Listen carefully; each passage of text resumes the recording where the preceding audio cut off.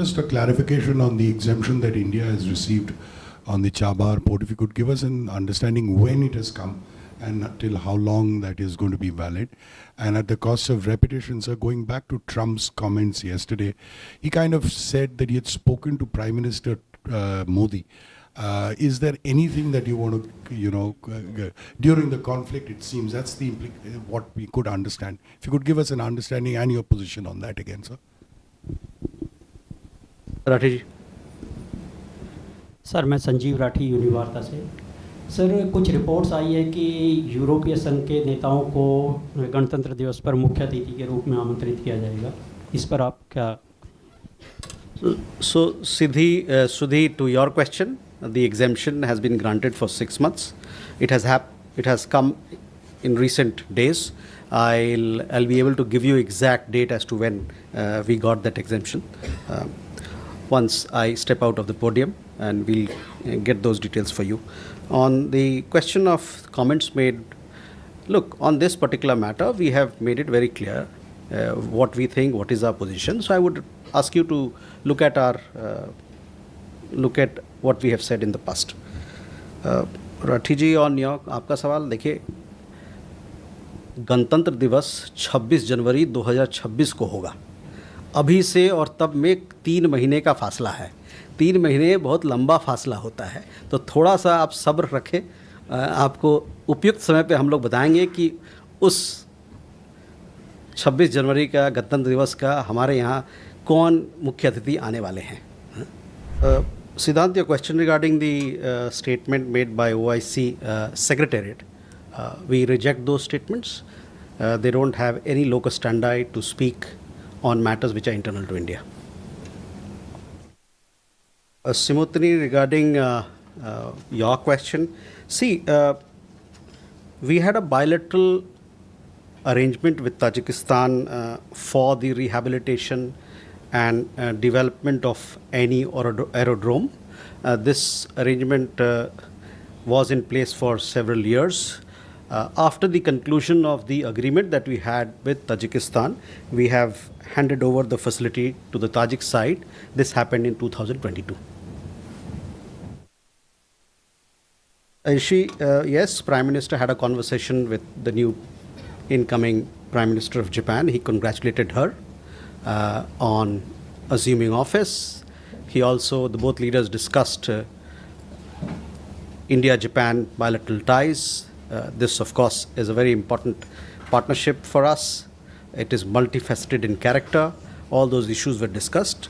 As far as the question of the Quad is concerned, let me tell you that we see it as a valuable forum for discussion on shared interest in a number of areas to the 4 partners. Any leader summit is scheduled through diplomatic consultations among the 4 partners. On the deportation, since January of this year, we've had around 2,790 plus Indian nationals who did not meet the criteria. They were illegally staying there, and we verified their credentials, their nationality, and they have returned. This is the status till yesterday, that is 29th October. From the UK side, this year we have had around 100 Indian nationals who have been deported after their nationality was duly verified by us. We could move on for more questions. Parikshit.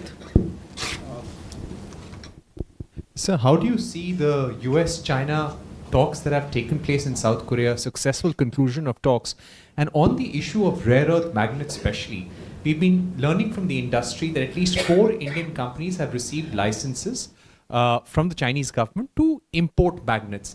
Having said that, because US and China have agreed on a deal to defer the new export controls for a year, does that mean those export controls which kick in on the 8th of November, the second phase of export controls, do they get deferred for India as well?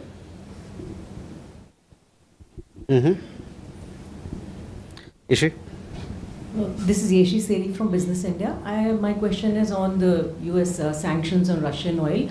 Does this imply that even the short-term contract that we have with Rosneft and Lukoil comes to an end immediately, or will it be implemented after that is over?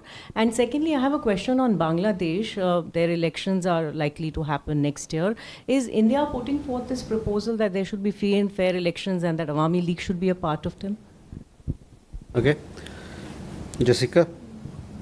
This is Jessica Taneja for DD India. Sir, will India consider funding or construction of a dam project in Afghanistan's Kunar province? Okay. Krishna Mohan?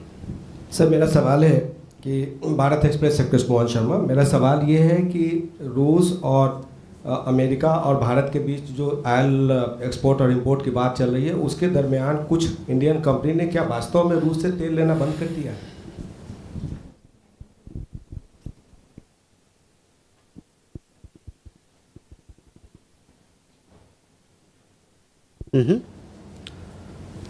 Siddhant? Hi, sir. I have two questions. One is regarding the statement made by Secretary of State Marco Rubio, where he said, when he was asked about United States deepening ties with Pakistan, he said that these ties are not at the expense of United States relations with India. So I want your comments on that. And second, sir, we've been told that that there have been an exemption which has been granted for the Chabahar Port till April. If you can give some more details on that. Thank you. So first, Parikshit, coming to your question, yes, we confirm that some Indian companies have received licenses for importing rare earth magnets from China. As far as the question of the latest talks and relaxations that have happened between US and China as to how it's going to play into our domain, that I will come back to you. We have to yet to look at. I'm not aware of the technicalities, but we will come back to you. But I do confirm that Indian companies have received licenses for importing rare earths from China. Yeshi, your question regarding US sanctions on Russian oil companies. We are studying the implications of these sanctions. As we have said this before also, our decisions that we take naturally take into account the evolving dynamics that is there in the market, global market. Our position on the larger question of energy sourcing is well known to you.